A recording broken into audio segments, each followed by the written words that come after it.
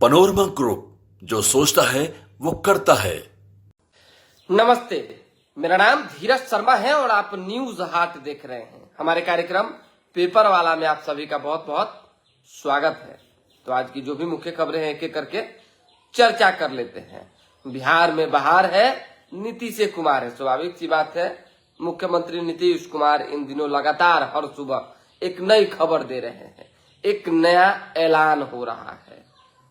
बतौर मुख्यमंत्री, बतौर मुखिया एक रिस्पॉन्सिबिलिटी भी है नीतीश कुमार के ऊपर कि अपने लोगों के लिए, बिहार की जनता के लिए कुछ बेहतर करे। और ऊपर से सर पर चुनाव है, ये तो अलग विषय है, इस पर थोड़ा बाद में बात करेंगे।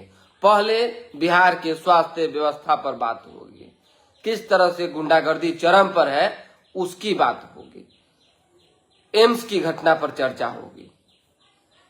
आखिर हो क्या रहा है बिहार में, चल क्या रहा है? कोई पीएमसीएच में पिटा रहा है, कोई एम्स में पिटा रहा है, कोई किसी अन्य अस्पताल में पिटा रहा है, कहीं जिला के अस्पताल से खबर आ रहा है, कहीं सदर अस्पताल से खबर आ रहा है। आखिर अस्पतालों में आपने गार्ड पाल रखे हैं या गुंडा पाल रखे हैं? सरकार को इस पर जो है जवाब देना होगा। खासकर मंगल पांडे स्वास्थ्य मंत्री हैं। आखिर अब तक कई मामलों में, ऐसे दर्जनों मामले हुए, किन मामलों में उन्होंने जो है कार्रवाई के लिए अपने से खुद से आगे बढ़कर जो है किसी अधिकारी को आदेशित किया हो? सवाल तो उठेगा ही, क्यों नहीं उठेगा? अब सोचने वाली बात है।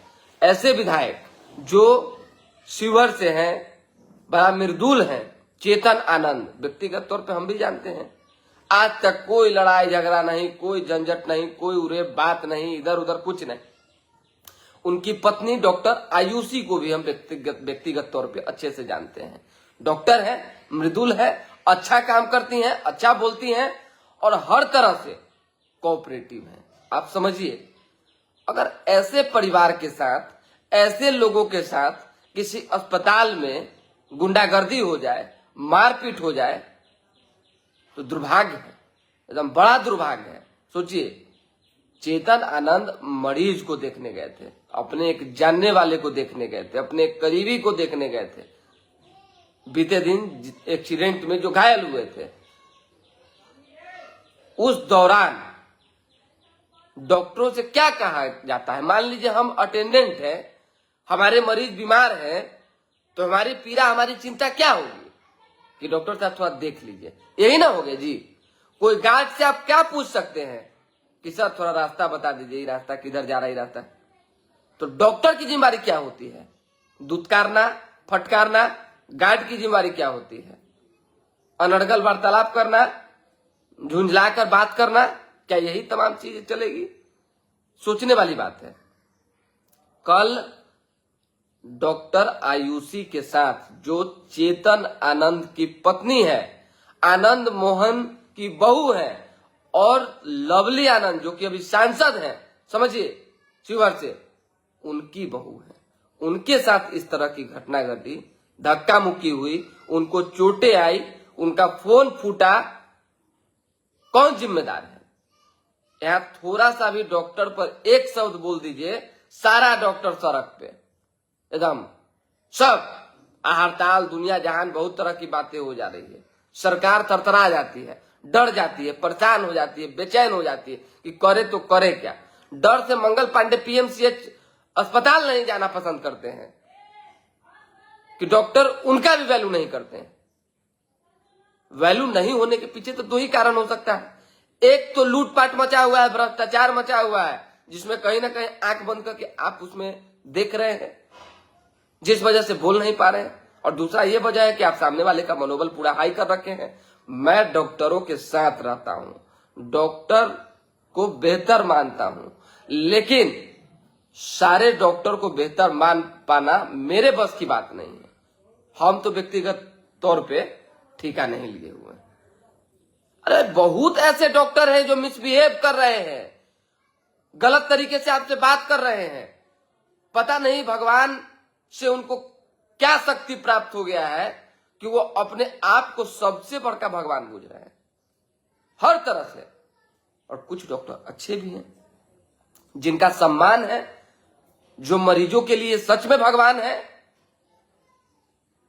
जो कल की घटना घटी ये दुर्भाग्य है और निंदनीय है और अस्पताल प्रशासन को जवाब देना ही चाहिए। सरकार को भी इस पर कार्रवाई करनी चाहिए। हालांकि बेस्ट सिटी एसपी ने जो है कहा है कि मामले दर्ज करवाए गए हैं। 2 लोगों पर जो है नामजद एफआईआर हुआ है, जो एक वहां के डॉक्टर हैं, एक कुलदीप है उनके, और एक इमरान है उनके ऊपर, गार्ड के जो हेड है। उसके अतिरिक्त जो लोग इन घटना में शामिल थे, धक्का मुक्की में शामिल थे, उन पर कार्रवाई होनी ही चाहिए। अब एगो डॉक्टर प्रशासन भी आवेदन दे दिए हैं कि भाई एम्स प्रशासन ने कि इन पर भी कार्रवाई कीजिए। तो सारा कुछ सीसीटीवी में सामने है। मैं दावे के साथ कह सकता हूं कि चेतन आनंद की पत्नी, चाहे कोई उनके लोग जो है इन तमाम चीजों में, खासकर चेतन आनंद को जहां तक मैं जानता हूं, मिसबिहेव में शामिल नहीं होंगे, बिल्कुल ही नहीं होंगे। अरे वो इन सब चीजों में रहते ही नहीं है भाई, सब जानता है, कोनो हम ही अकेला जानते हैं, सब जानता है। और केवल बात चेतन आनंद की नहीं है, बात आनंद मोहन फैमिली की नहीं है, बात है आम लोगों की, बात है व्यवस्था की। सोचने वाली बात है। आज वो गए उनके साथ हो गया, कल हम जाए हमारे साथ हो जाए, परसों कोई और जाए उनके साथ हो जाए। तो ये लोग तो चलिए ऊपर लेवल का आदमी है, हम लोग जो हमसे नीचे वाला लोग है, जो लीख लोड़ा पत्थर है, किसी चीज की जानकारी नहीं है, जो डिपेंडेंट है डॉक्टर, स्टाफ और अन्य कर्मियों पर, उसके साथ क्या होता होगा, किस तरह का व्यवहार होता होगा। बहुत ही दुर्भाग्य है। इस तरह की चीजें नहीं होनी चाहिए। बस कुछ खबरें आई थी हमारे पास, सूचनाएं, जानकारियां, कि जब वो अटेंडेंट के रूप में एक मतलब अपने करीबी के स्वास्थ्य व्यवस्था की जांच के लिए उन्हें देखने गए थे, उस दौरान उनके साथ जो है बदसलूकी हुई, जो घटना घटी, ये नहीं होना चाहिए। अब आ जाइए, नीतीश कुमार ने जो ऐलान किया है उस पर बात कर लेते हैं। आनंद मोहन का एक कमेंट जो है सोशल मीडिया पर खूब वायरल हो रहा है और उसमें लिखा हुआ है कि इन बातों को जो है ज्यादा हवा नहीं दी जाए। पूरे हिंदुस्तान में कोई माइक का लाल पैदा नहीं हुआ जो चेतन आनंद के साथ बदतमीजी करके, बदसलूकी करके बच जाए। डॉक्टरों की बात भी उन्होंने की है कि हाल के दिनों में कुछ डॉक्टरों की जो है का जो मनोबल है वो हाई हुआ है, समय के साथ उसे ठीक कर दिया जाएगा। स्वाभाविक सी बात है, सरकार में है और इस तरह से जो उनके साथ हुआ है, ये हर कोई इसके लिए जो है कहीं ना कहीं दुख व्यक्त कर रहा है। सरकार ने क्या घोषणा की है, नीतीश कुमार ने क्या घोषणा की है? नवंबर 2005 में सरकार बनने के बाद से ही हम लोग शिक्षा व्यवस्था में सुधार के लिए लगातार काम कर रहे हैं। वर्ष 2005 में शिक्षा का कुल बजट जो है 4366 करोड़ रुपए था, जो अब बढ़कर 77,690 करोड़ रुपया हो गया। जान लीजिए, बजट बढ़ा है। नीतीश कुमार ने कई ऐलान किए जिसमें जो है शिक्षा विभाग के अंतर्गत जो मध्य भोजन में कार्यरत रसोइया है, उनके मानदेय में जो है दुगनी वृद्धि की गई है। 1650 से 3300 रुपया दिया जाएगा। उसी तरीके से जो कार्यरत रात्रि प्रहरी हैं, जो रात में काम करते हैं, देखभाल करते हैं, उनको 5000 रुपया से दुगना करते हुए 10,000 रुपया देने की बात कही है। साथ ही साथ अनुदेशकों एवं मानदेय को जो है, जो शारीरिक शिक्षा है एवं स्वास्थ्य अनुदेशक, उनको 8,000 से 16,000 रुपया सरकार देगी। उनके जो है मासिक जो वृद्धि है, वेतन वृद्धि में भी वेतन की है 200 से 400 रुपया का बात जो है किया गया है। यानी कि चुनाव को देखते हुए सरकार सजग है और नीतीश कुमार हर रोज एक न एक नया उपहार देते हुए दिख रहे हैं। तो ये खबर हमने आपको बता दिया। अस्पताल वाली व्यवस्था को थोड़ा सा सुधारने की जरूरत है। लोग डर में हैं, भय में हैं। सरकारी अस्पताल में भाई इलाज कराने जाए तो जाए कैसे?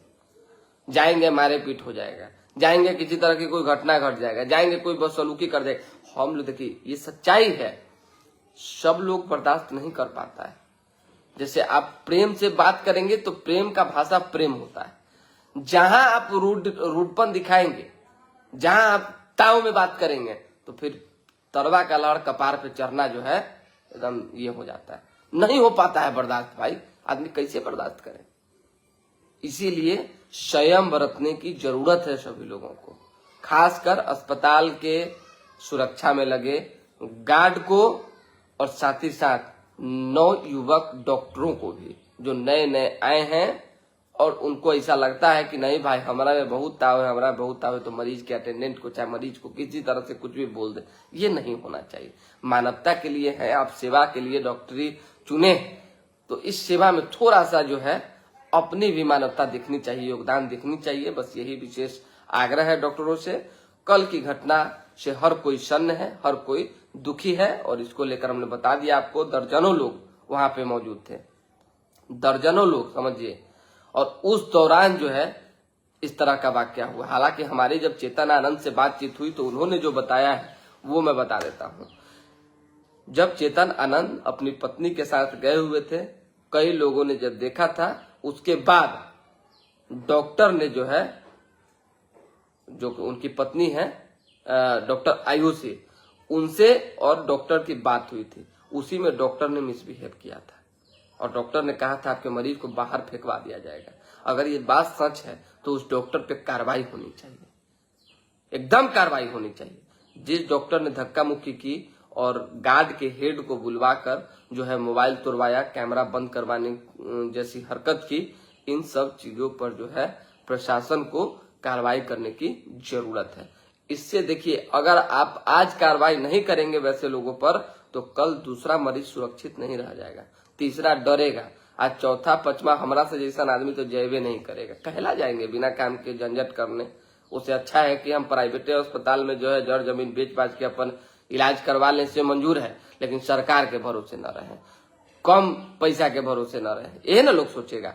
इसीलिए थोड़ा सा ध्यान देने की जरूरत है। जो कमेंट्स है वो कमेंट ले लेते हैं। नीलम भारती जी, राकेश कुमार जी, उसके बाद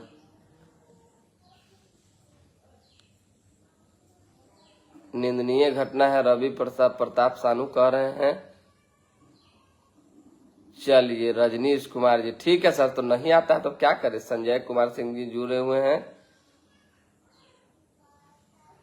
कई लोग अनर्गल वार्तालाप भी कर रहे हैं, कमेंट भी कर रहे हैं। खैर उन लोगों पर ध्यान देने की जरूरत नहीं है। आप पक्ष और विपक्ष को मत देखिए। अभी थोड़ी दिन पहले, थोड़ी दिन क्या 2-3 दिन पहले हमने अफसरशाही की बात कही है। क्या हुआ, भाई वीरेंद्र ने क्या बोला, क्या कहा, हम उस पर नहीं जाएंगे। विधायक का जो टोन है वो ठीक है, दुर्भाग्यपूर्ण है। इस तरह का कोई भी व्यक्ति का टोन नहीं होना चाहिए। लेकिन जो सचिव का टोन है वो क्या है, मतलब जिस जगह पे हम काम कर रहे हैं हमको पता नहीं कि भाई वीरेंद्र कौन है जो, और फोन करके बोलिए, इसका क्या अर्थ है? साफ है कि किसी भी प्रतिनिधि की बात नहीं माननी है, किसी भी प्रतिनिधि को इज्जत नहीं देना है, वैल्यू नहीं देना है, यही ना है। उसी तरीके से और भी कई अन्य घटनाएं घटी है जिसमें कि कई चीजें सामने आई है। धीरे धीरे करके जब चीजें ठीक होंगी, बातें ठीक होंगी, तभी जाकर सरकार पर जो एलिगेशन लगते हैं अफसरशाही, भ्रष्टाचार और लूट का, ये थोड़ा कम होगा। चलिए फिलहाल अभी के लिए दें हमें इजाजत। हमारे साथ बने रहें, देखते रहें न्यूज हाट। लाइक, सब्सक्राइब और शेयर कीजिए। बहुत बहुत धन्यवाद।